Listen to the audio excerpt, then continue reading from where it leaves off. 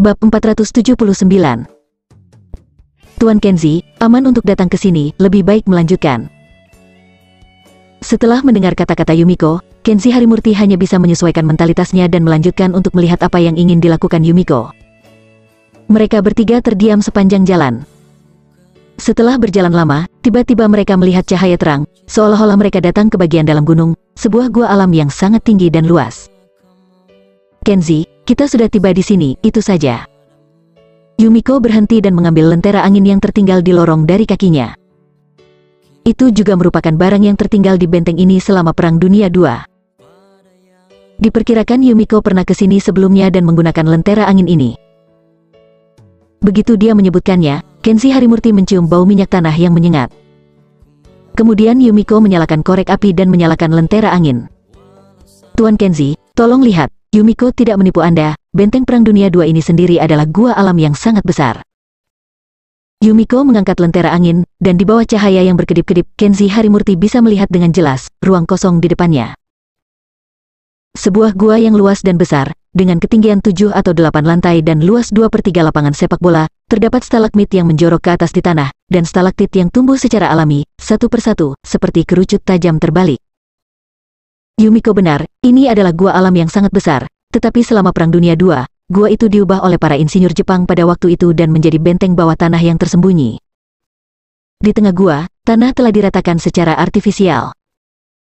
Ada jalan setapak untuk pasukan berjalan dalam antrean, jalur untuk kendaraan, dan bahkan rel kereta api yang ditinggalkan. Gerobak ranjau kecil dapat digunakan untuk mengangkut perlengkapan militer di dalamnya. Di sekitar gua Kars Tengah ini, dinding gua telah digali secara artifisial mengarah ke segala arah, dan ada tanda-tanda Jepang yang diukir dengan pernis merah di dinding batu lorong. Ternyata itu adalah tanda jalan seperti gudang senjata, ruang komunikasi, ruang pembangkit listrik. Berada di benteng bawah tanah yang luas, lengkap dan rahasia ini, Kenzi Harimurti merasakan keterkejutan, dan tidak tahu berapa banyak pasukan teknik yang digunakan keluarga kekaisaran Yumiko untuk mengubah gua alam ini, dan berapa lama waktu yang dibutuhkan. Yumiko memperkirakan bahwa Kenzi Harimurti telah cukup melihat gua pusat ini, jadi dia menurunkan lampu minyak dan membawanya ke lorong barak ke sebuah ruangan besar yang seharusnya digunakan untuk kehidupan kepala perwira. Sebagian besar meja, kursi, tempat tidur, dan lemari di ruangan itu terbuat dari baja. Meskipun dilapisi karat, sebagian besar dapat digunakan. Kenzi Harimurti dapat melihat bahwa Yumiko seharusnya sudah datang ke sini untuk membersihkan terlebih dahulu. Tebal bau debu, termasuk meja besi dan kursi besi, juga dibersihkan dengan hati-hati oleh Yumiko, dan bahkan tempat tidur rangka besi ditutupi dengan spray baru. Apakah kamu pernah tinggal di sini? Kenzi Harimurti bertanya tanpa sadar. Baru-baru ini, saya tidak sengaja datang ke sini. Yumiko menggantung lampu minyak di dinding dan sedikit memanjangkan sumbu untuk membuat cahaya lebih terang. Tapi sebelumnya, setiap kali Yumiko perlu mundur menuju pencerahan, Yumiko akan datang ke sini sendirian. Ketika Anda bermeditasi di sini, Anda akan merasa waktu berlalu dengan cepat. Kadang sebulan, kadang 3 bulan, atau bahkan setengah tahun, akan ada ilusi, yang seolah-olah berlalu dalam sekejap. Seorang wanita, tinggal sendirian di benteng bawah tanah yang suram dan dingin ini, diperkirakan dalam beberapa hari, dia akan menjadi gila. Tapi Yumiko jelas bukan wanita biasa, dia adalah Dewi Surga yang diakui oleh keluarga kerajaan Oriental. Tuan Kenzi, silakan duduk, Yumiko akan membuatkan teh untukmu. Kenzi Harimurti memandangnya dan tidak mengerti mengapa dia harus membawa dirinya ke sini, jadi dia berjalan mendekat dan duduk bersamanya. Kenzi, Anda tidak perlu mencari ramuan kura-kura yang Anda butuhkan. Yumiko datang ke sini kemarin dan telah mengumpulkan banyak ramuan untuk Anda. Setelah Yumiko membuat teh, dia membuka kotak di sampingnya dan mengeluarkan sebuah tas. Seperti yang saya katakan sebelumnya, apa yang Yumiko janjikan kepada Tuan, dia pasti akan melakukannya, dan Yumiko tidak akan menipunya dan membohongi. Kenzi Harimurti meliriknya setelah mendengar itu, dan paket itu memang ramuan kura-kura. Porsinya cukup besar, cukup untuk dia gunakan dengan boros, tapi dia tidak mengerti mengapa Yumiko tidak membawanya kembali kepadanya secara langsung, tetapi harus membawanya ke sini setelah seharian. Kenzi Harimurti diam-diam curiga, dan kewaspadaannya terhadap Yumiko tidak hilang sama sekali, tetapi sejak dia datang, dia tidak akan takut dengan apa yang akan dilakukan Yumiko padanya, karena seorang Yumiko, keterampilannya tidak sebagus sebelumnya, ditambah lagi yang bersamanya tidak memiliki keterampilan. Hanako hanya seorang maid meski dengan latar belakang seni bela diri, bagaimanapun juga bukanlah tandingannya. Dia hanya sedikit lebih murah hati, mengambil cangkir teh dan meniupnya, dan bertanya dengan santai, Yumiko, kamu mengatakan sebelumnya bahwa kamu sengaja mengadakan jamuan makan di sini untuk menghiburku.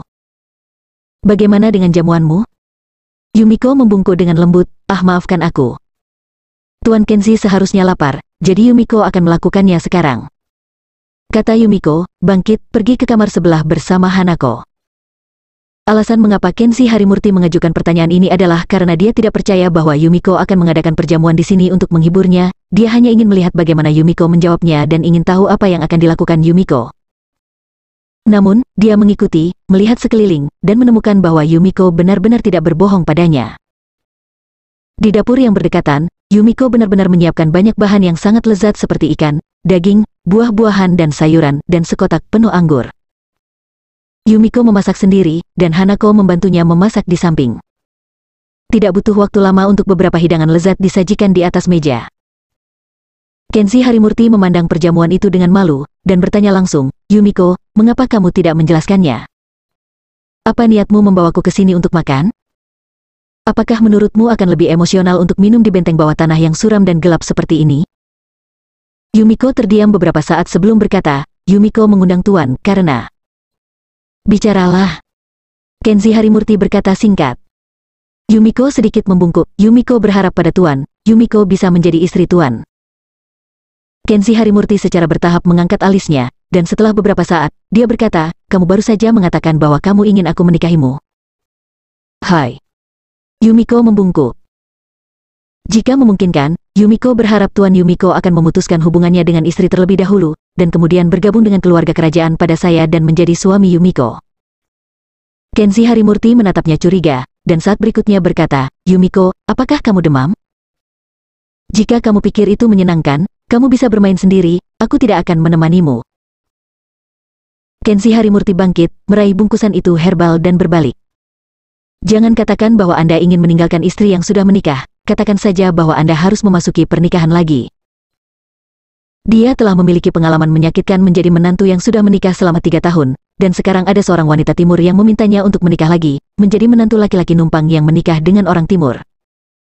Namun, sebelum dia bisa pergi jauh, Yumiko berkata dengan dingin di belakangnya, kamu tidak bisa keluar. Yumiko sangat jelas bahwa kamu tidak akan menyetujui persyaratan Yumiko, jadi Yumiko membawamu ke dalam benteng ini, kamu tidak bisa keluar lagi. Kenzi Harimurti melirik ke arahnya, jelaskan, apa maksudmu? Yumiko dan Hanako berdiri berdampingan, tiba-tiba ada kesedihan yang tak terlukiskan di wajah kedua wanita itu, sayang sekali, Yumiko baru saja memberimu kesempatan. Sayangnya, seperti yang Yumiko tebak, kamu tidak akan menyetujui permintaan Yumiko. Yumiko perlahan mengangkat remote kontrol saku di tangannya dan menekannya dengan lembut, hanya untuk mendengar ledakan keras, seluruh benteng bawah tanah bergetar, Kenzi Harimurti berdiri goyah. Ledakan keras datang dari arah memasuki lorong. Setelah Kenzi Harimurti berdiri teguh, dia mengalihkan pandangannya ke arah itu, tiba-tiba mengerti sesuatu, dan wajahnya berangsur-angsur menjadi pucat. Bab 480. Apakah ada jalan keluar? Setelah suara keras itu, Kenzi Harimurti berlari menuju pintu masuk benteng, dan tentu saja, dia melihat bahwa lorong di depannya, yang dapat terhubung ke danau luar, benar-benar runtuh oleh bahan peledak, dan seluruh lorong keluarnya hancur tertutup rapat oleh bebatuan yang runtuh, bahkan semut pun tidak akan bisa keluar. Ini jelas merupakan permainan yang diatur dengan hati-hati oleh Yumiko, yang pertama membawanya ke dalam benteng, kemudian meledakkan jalan masuk, dan akhirnya menjebaknya di sini. Kenzi-kun, Yumiko tidak membohongimu, kamu tidak bisa keluar. Yumiko dan Hanako akan menemanimu mati di sini bersama. Setelah Yumiko memimpin Hanako, dia melihat Kenzi Harimurti berdiri di sana sambil mengerutkan kening, tidak menunjukkan simpati dengan kenyamanan, tidak ada lagi kesedihan yang berlebihan. Karena kedua wanita ini tahu ini akan menjadi hasilnya.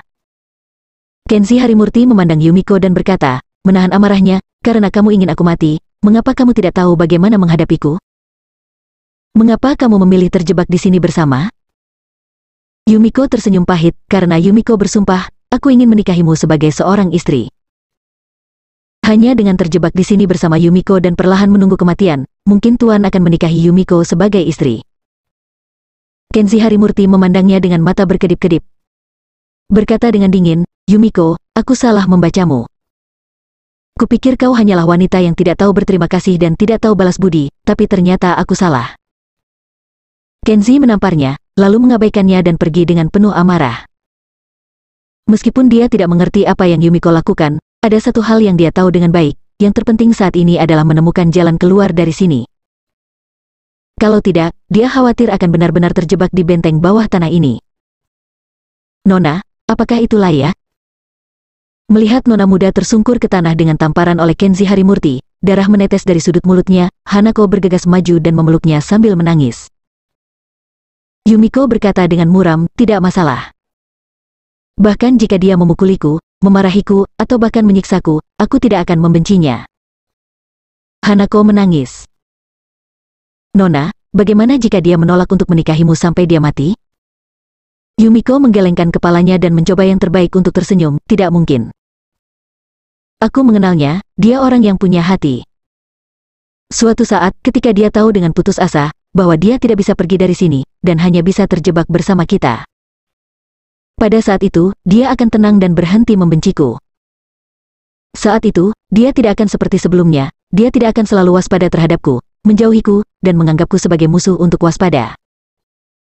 Dia akan membuka hatinya untukku.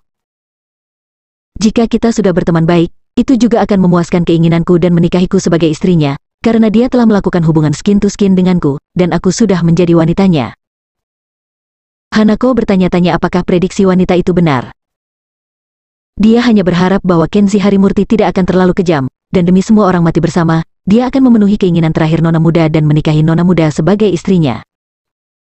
Kenzi kembali ke gua Kar setengah dari jalan aslinya dan memulai caranya sendiri untuk bertahan hidup. Meskipun jalan masuk terhalang oleh bebatuan yang runtuh, dia memperhitungkan bahwa harusnya ada jalan keluar lain dari benteng Perang Dunia II yang luas ini. Dia mengambil lampu minyak yang digunakan Yumiko sebelumnya, mengambil gua pusat sebagai titik tengah, berjalan ke lorong di sebelah kiri, dan terus mencari ke depan. Di kiri dan kanan lorong panjang, semua kamar digali secara manual dari dinding gua. Beberapa kamar kecil, beberapa kamar besar, dan beberapa kamar memiliki pintu kereta bawah tanah berkarat, yang jatuh ke tanah, dengan huruf-huruf tergantung di pintu besi logotipe Jepang terkelupas.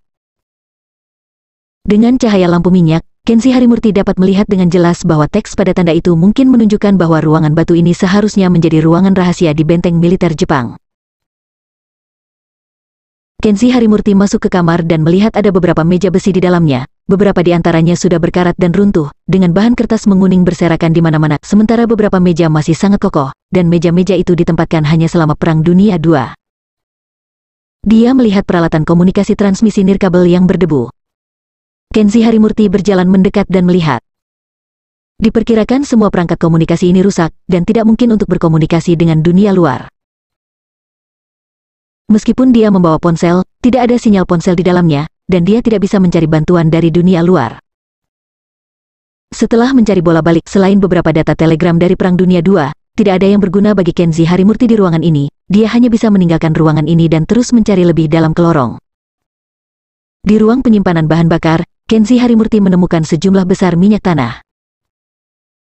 Meskipun bertahun-tahun telah berlalu, bahan bakarnya masih terpelihara dengan baik, dan bau minyak tanah yang menyengat masih bisa tercium ketika drum minyak dibuka.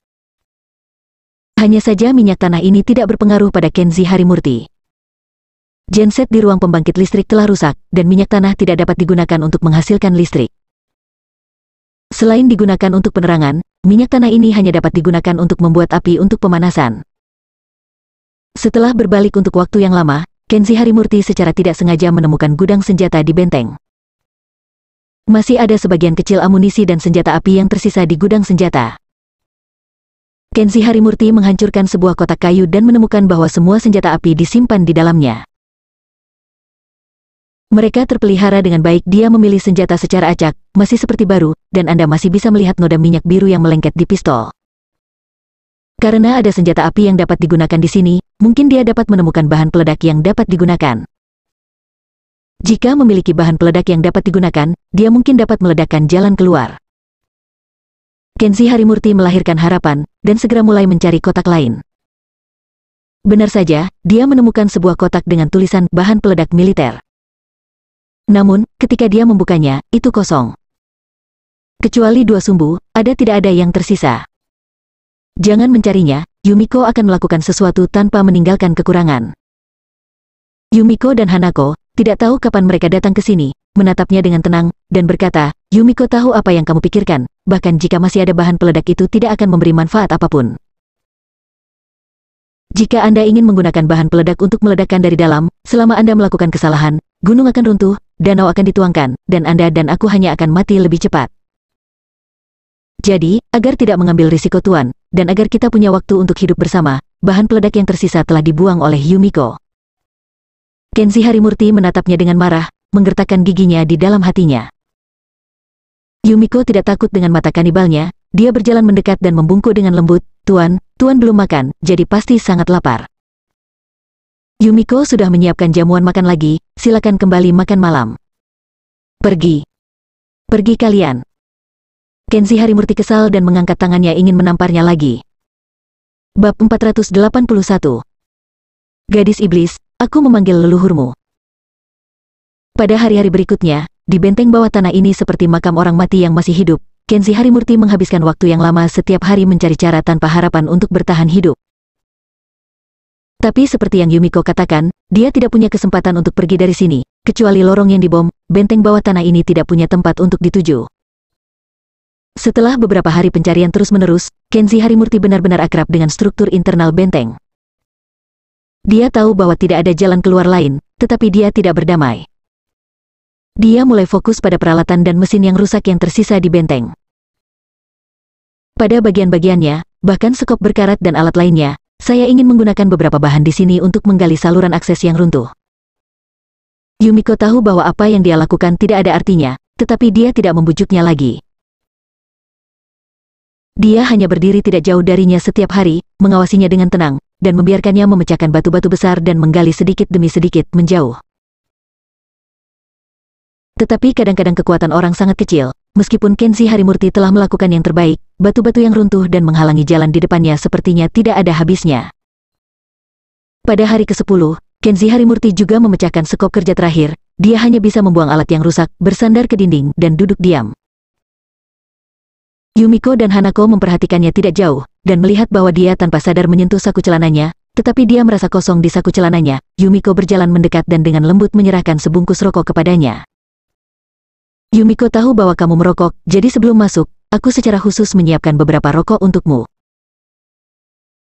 Kenzi Harimurti mengabaikannya, meraih rokok itu dengan satu tangan, dan kemudian menyandarkan kepalanya ke dinding, menutup matanya, dan terengah-engah. Yumiko berkata dengan lembut, kamu belum istirahat hari ini, kamu pasti sangat lelah.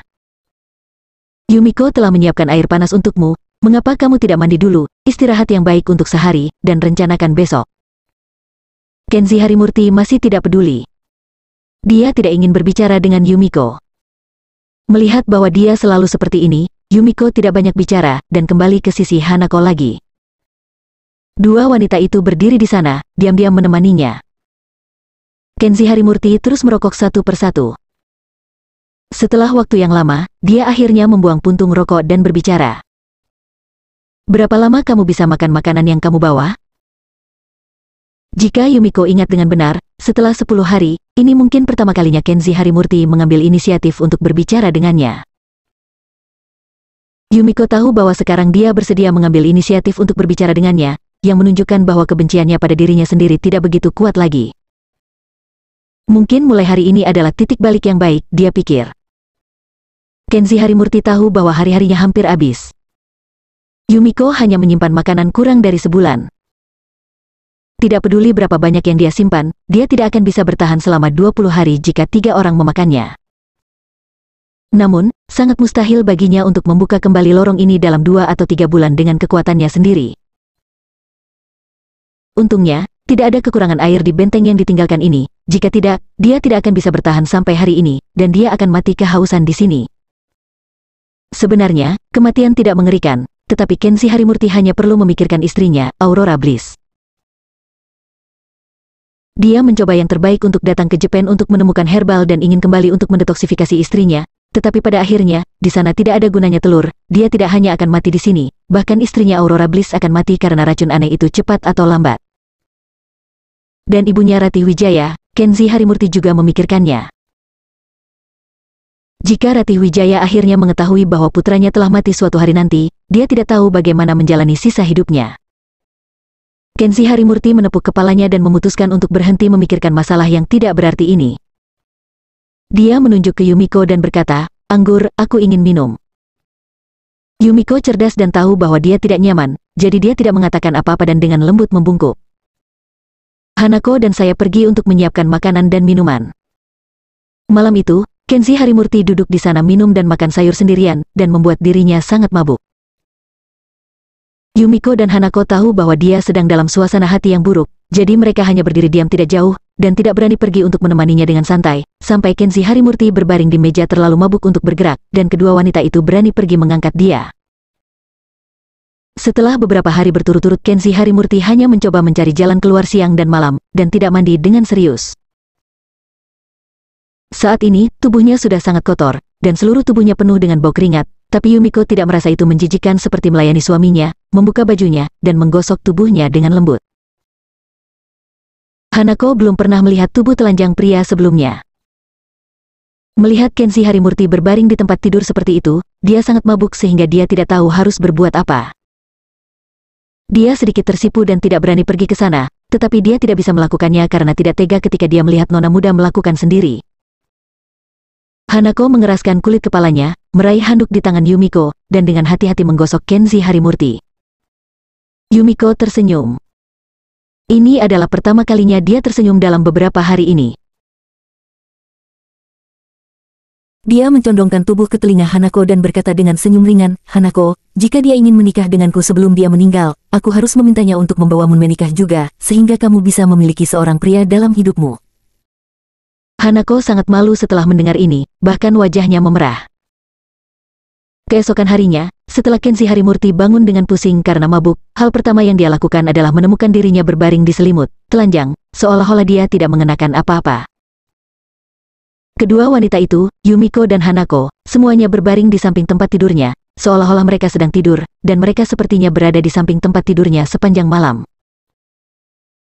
Kenzi Harimurti diam-diam sedikit malu, dia telanjang dan ingin berpakaian, tetapi kedua wanita ini ada di sini lagi, dan dia tidak tahu apakah harus membangunkan mereka. "Ah, maafkan aku, Yumiko tidak tahu kau sudah bangun." Yumiko terbangun dari tidurnya, sudah menyadari gerakan tubuh Kenzi Harimurti, dia segera berdiri dan membawakan secangkir teh dari samping. "Kamu minum air dulu, kamu sudah mabuk sepanjang malam, mulutmu pasti sangat kering." Hanako juga bangun mengantuk saat dia berbicara. Di bawah penjelasan Yumiko, Hanako berlari dan mengambil pakaian kering, siap melayani Kenzi Harimurti. Kenzi Harimurti memandang mereka berdua yang melayaninya dengan penuh perhatian. Untuk beberapa alasan, mereka jelas musuh yang ingin membunuhnya di sini, tetapi tidak ada permusuhan sama sekali, dan dia tidak bisa membenci mereka di dalam hatinya. Melihat dia menatapnya, Yumiko tidak mengatakan sepatah kata pun untuk waktu yang lama. Dia tidak tahu apa yang dia pikirkan, jadi dia menyerahkan cangkir teh dan dengan lembut membujuk, "Kenzi-kun, tolong buka mulutmu, Yumiko akan memberimu air."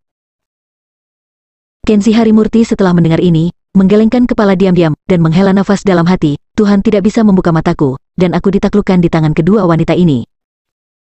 "Yah, aku mengakuinya, Yumiko, kau penyihir. Aku mengutuk leluhurmu."